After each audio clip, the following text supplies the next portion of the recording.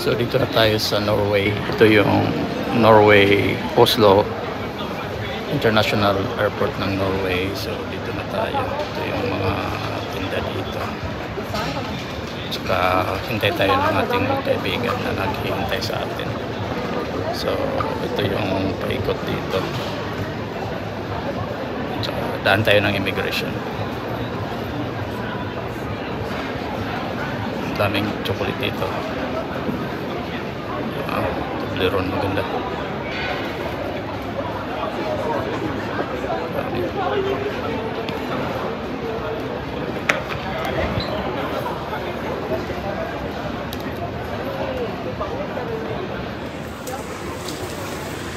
Bawa tayo dito.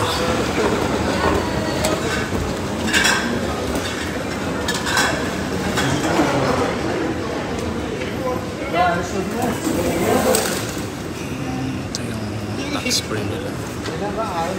Arrival. Doon tayo sa arrival. Tax free.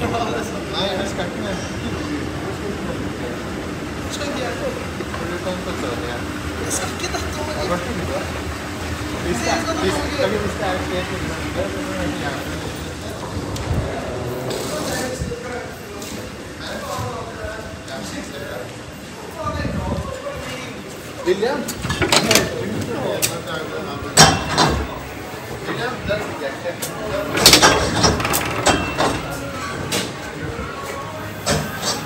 Daming mga kasalubong center dito. Tax free. Kuha natin ang picture dito. Kita mo yan.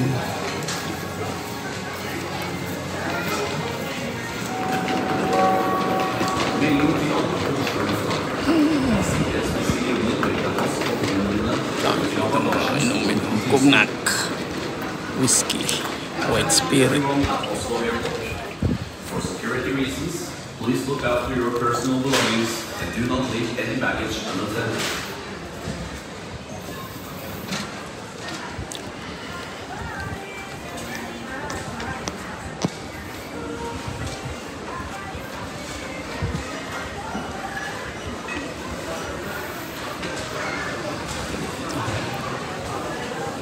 Norway. Tsaka exit tayo. Saan ba tayo mag-exit?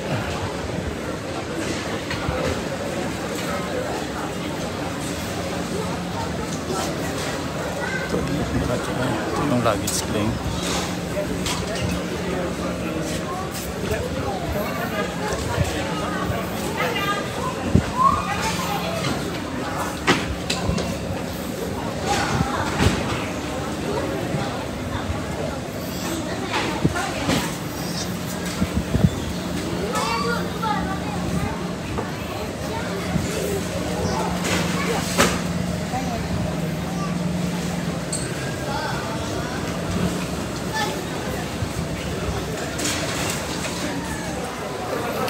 Yung salubong sa mga pasahero. So dami din sila. Yan yung nagsalubong. Pasaka tayo kasi nandoon sa second floor yung sundo natin.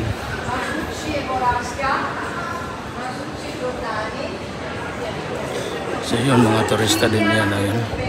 Check attendance sila, pero special tayo, may magsundo sa atin na ito yung special friend natin, kaya dito tayo upstairs.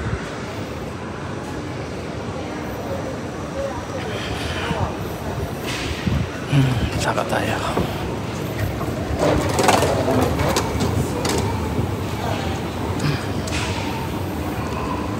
Ito na yung Oslo International Airport ng Norway. So dito tayo ma-base. Dito tayo mag-umpisa ng pasyal natin. May kaibigan tayo dito na susunod sa atin. Pakilala ko sa inyo mamaya pag na dito na siya. Ito yung departure area daw. So i-text natin pag dating natin dito. Dapat din pala. So dito yung check-in area number 6. Number 6 yata ito. So nandito tayo sa number 6. Ito yung lapad ng area nila dito.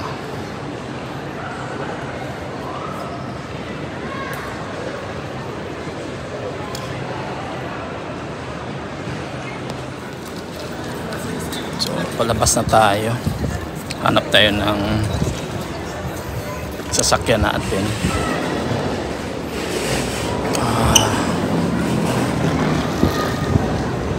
Tingnan natin yung poste ng number.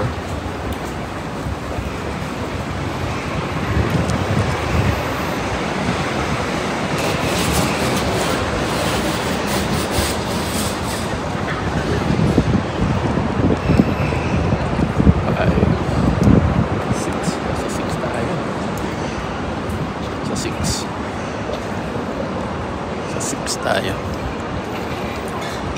So, balik tayo mamaya. 6 pala. Okay. Ito yung papasok dito. Tawag tayo ulit.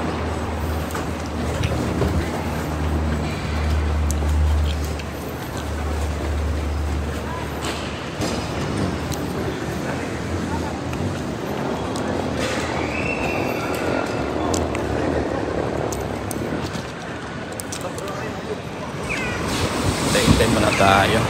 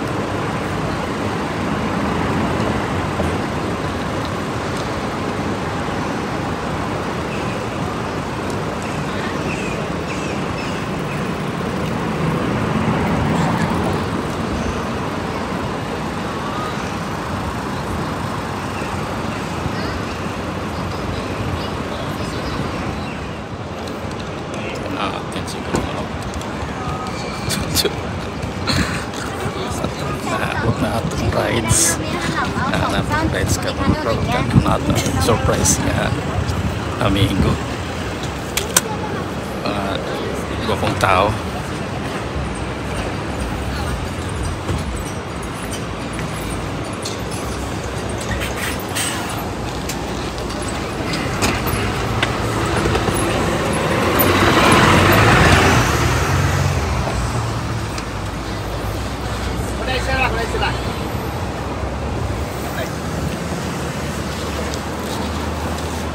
Ano akong inon sa inyong surprise na kong amigo. Kinado ni sa Davao. Si Jojo. Kamusta ora? Punta lang ako sa likod. Amigo. Nagpapatag-check ako. 7 minutes na mo ng loud. Sulod. Pero organize kayo inyong kwan diri. Kamay naman ng airport. Ito yung atong amigo. Seatbelt lang? Okay. Si Jojo. Kamasura. Muna yung chip sa EMS. Sa pinaka kasaligan sa Red Cross sa Davao. So, welcome to Norway. Wala yun daw sa mahing tao, putan, gwapong tao. Norwegian. Maulaw ta, maulaw. Gwapo inyo kwanjo, gwapo inyo airport. Organize kayo siya. Limpyo. Di kayo dako pero isa ra ba na yung airport dere or dagdag? Actually, naiisa dito sa Torf. Medyo layo to siya, mga 2 hours ang biyahe, 2 hours, 3 hours. Kani yun ang pinaka-main nga international airport. Pero dito sa Torf, nagihapoy international flights pero diligid pa rin dali. So mo na siya ang main airport sa capital. Pila mo kami minutos gikan diri sa kuan? Around 45 siya, 45 kung normal lang ang dagan. Kung walay traffic, no? Yeah. So anyway, ang atong agian is E6 road, that means European 6. road. Interstate murag kuan siya. Interstate ana. Pinaka main highway. And then ang speed niya is mag-vary siya na 80, 100, na 110 Kilometers per hour, no? kilometers. First time na ko na nakasakay kay Tesla. Driver na to, di basta-basta. Jojo. Yan. Jojo na. Pinaka, hindi na to di pahambog sa dating kauban na mo sa bombero, pero big time na diri sa Norwegian. Big time. So, Big time sa mga utang. Kaya itong pinaka-kasaligan diri. Salamat ang ato na siyang host. Isugod po niya itong suroyan din eh. Pasuroy ta diri sa Norway. Happy may basta na Filipino na mo visit. It's our pride na maka-assist in one way or another. So, isa na sa mong kalipay. Okay na si Madjo ha? Ito na i-YouTube ha? Yeah, Okay. problem. Para- Then from here, a few kilometers after mo, hunong ta kadiyot, mag-charge ta din, toilet break po kadiyot. Okay, sige. Si Jojo na yun. Same time atong driver, same time atong tourist guide, same time atong host, same time muna yung pinaka-sweeto diri sa Norway. Dugay-dugay na po sila. Pila ka tuig diri sa Norway, Joe? Mag 14. 14 years na sila sa Norway. Masabi yung ikuan nila diri, immigration after 5 years, kuan ka? 3 years ang permanent residency, murag 7 years ang citizenship. Dili ko nagulat sa imo. Muna yung mga kuan dito. Nagulat na sila. Wapo po dito, no? Kaysa dito ka na sa airport magulat kay Very expensive ang parking. parking expensive It's, siya, mag-cause po siya traffic jam. Then, dito sa arrival, the reason why I ask you to go up kay sa arrival, iko lang ang mga private vehicles di pwede mo hunong dito tubangan sa arrival. You have Mas to park, so that means you have to pay. mas kuan dito, mas stricto dito. Pero mas, sa taas, mas dagan po dito ang nagkuan. mga taxi mo na dito sa or bus. Yeah. Actually, from the airport, we have two types of transportation with regards sa train. Na ay gitawag na mo Flito, kanang airport train. It runs from the airport going to the pinaka-center yun sa city. Paspas kay siya bullet train, Wow. which is a little bit expensive. Naay kanang regional train nga nagaagi, half the price sa pamasahe. Then mo diferensya lang og mga 10-15 minutes ang iyahang travel time. Travel time. Kay mohunong pa magud siya kausa sa isa ka city. So mo nang medyo ma-delay siya. But the speed is the same. So unsa man jud ang kuan diri ang Oslo International Airport, unsa nga city na siya? Actually ang Oslo Garden Moen Airport, gawas na siya. It is a longer part of Oslo. Ano na siya, bali sa Olern-Saken na siya na municipality. Na kuan murag sa kung sa Davao pa i-compare murag mga turil na siya, murag yung na kuan na siya. Then ang kani siya nga road E6 na siya. If you're going to drive this continuous, you will end up in Göteborg, a city of Sweden. Sweden na siya. Kanifitso ni siya nga to. All the way to Sweden. Yeah, so hopefully if we still have enough time, we can visit the border. Oh, nice. Ang plano na mo ato kung maayo pa tang panahon, mag-overnight do tata sa Göteborg. Kay ano naman siya, mga around 2 hours and 15 minutes drive naman siya, pero magdepende lang mo niya na mag-worry na sa tuang biyahe. Kaya ang atuang tour, there will be part 1, part 2. Ang part 1, we're going to have the Euro tour. Sakay tao cruise, mini cruise going to Kiel, Germany. Then from Kiel, Germany, overnight siya na cruise sa color line. Then pag abot dito, stay time maybe 1 or 2 hours to explore the place. Then mag-train ta padulong sa Hamburg, Germany. Ang Kiel part na nasa sa Germany. Then hopefully maka-overnight stay ta sa Hamburg. Then we are going to take train again going to Amsterdam. So Amsterdam, I think nag-book si Ami of 2 nights. Then from Amsterdam, mag-aeroplano ta padulong sa Zurich, Oh, nice. Switzerland. Then explore ta kadiyot sa Zurich, Switzerland. Then katumangong bisita nato gikan sa Davao, gusto sila mo ato sa Interlaken. Interlaken is just around 2 hours by bus from Zurich. It is still a part of Switzerland. Ang Interlaken. Oo, Interlaken. Nature gyapon, waterfalls, mga lakes, mga bungtod-bungtod, na. So we hope we can explore the city nicely kung di mag-uwan. Isa na sa reason nga nung nag-ask me sa inyo na magdala mo og light nga raincoat. Raincoat, yeah. So this one. So kani siya nga part. Actually these are farm areas. See this one? Kani naka-plant na sila, mga ano na siya, Masa na yung plant? wheat. Oh, yeah. Siya. Ito nang ginahin mo nilang flour, di ba? Oo, kanang wheat bread, mga yun na. So they can only plant during summer. Nice. So I think they can plant two or thrice In a year? Yeah, in the summer. O sa summertime lang? So pagsugod na o sani kanang mahuman ang winter, start na o melt ang ice. Pagsugod na sila taro. Pero automated man gud sila diri mo nang paspas kay sa trabaho. Look at this place. This one, green siya. During winter, Pwede magtagalog tayo, Joe, para marami tayong mga kaibigan na followers din natin na galing sa Luzon, Hong Kong. So, pwede tayo magtagalog. Pwede ito. Pwede din tayo winter. Sa panahon ng winter, daon lang ang hindi lang puti dito itong kalsada, tsaka part yung mga maliliit na kalsada. But the rest of that, ano siya, snow. So, gaano ba kakapal ang snow dito? Dito sa dito sa malapit sa Oslo hindi masyado. But sa northern part, opposite direction natin is the northern part. Okay. Doon ang makapal ng snow. Pero wala namang problema kasi the government, ang gobyerno is ready for that. Meron silang mga tractor truck na almost every 20 minutes pabalik-balik dito para tanggalin ang ice. Then naglalagay din sila ng asin. Salting, no?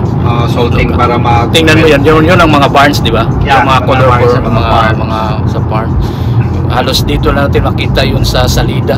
Yung mga salida na sa sine. Pero ito, totoo na ito. Hindi na ito salida. Tingnan mo si Jojo. Isa sa vision ng mga Norwegian yan. Yung mga caravans na yan. They're going, i-rent nila yan. Tapos magtra-travel yan sila all over Europe. Sa US, tinatawag mo ba yung RV? RV, mga camper van. Recreation vehicle. Yeah. RV. So dito, we're going to mag-stop tayo sandali. Okay. I-charge natin yung sasakyan. By the way, ang ginagamit natin is electric car. So ito yung Tesla. So wala itong makina, electric motor lang ang nagpapatakbo. I-content ko rin ito, Joe, kung ano ba ang Tesla. Yeah. Kung pwede, maybe magkuhan tayo ng isang episode na tapos ano ba yung Tesla. block namin, pwede natin i-ask si Josh na gawa ka ng content na pwedeng pasayawin yung sasakyan na yun. Wow, nice. So, yeah, so marami tayong magagawa dito sa Norway, lalo na si Jojo is very makupuyat ka sa editing. Very accommodating, tsaka So ito, sanay ito sa sanay ito sa Tesla supercharger. So dito tayo mag-Tesla, mag-supercharge tayo. May ba, Jo? May bayad bang? Magkano bang bayad sa mag-charge? Ang alam ko is parang 4 kroner per kilowatt. Itong white na Depende sa depende rin sa oras. Sa oras at saka kilowatt na nagamit mo. Yeah. So, Sige, hanap tayo ng kuan. Ito pala yung charging station ng Tesla. So marami ding mga charging station. marami. Sa Tesla marami siya. So hindi Almost ka ma-problema sa run out na of batteries maubusan. o maubusan So ka far, ng kuan. we have been nag-Tesla kami for almost 8 years. Pero never pa kaming naubusan Baby ito. ng tawag niyan, ng Battery. kuryente sa daan. Oh, wow. Yung black namin parang ganito, libre 'yun. Bakit ang Lifetime sa while nasa amin pa yung sasakyan, libre ang charging. All ano over the yung world. kuan na yun? Parang deal nila sa during the promo. time na promo. So itong white ang bago, ito yung bago pa. Ito mas bago to, model 1. Ano, baba ako dyan o dito lang ako? You can go around. Sige. Ako na ko ang cellphone. Oh, sige. Pwede na lang ta. Ito yung station, charging station dito sa owned by Tesla. So dito mo ma-charge pala yung run auto battery. Saka mayroon tayong kan dito kainan. Kaya pa ron kay nice ang Weather, no? weather. Last few days sige ulan. Timing kaya mo pagkabisita na mo. Ito na yung Tesla. Ito yung pinaka station nila. Tsaka ito yung charging time.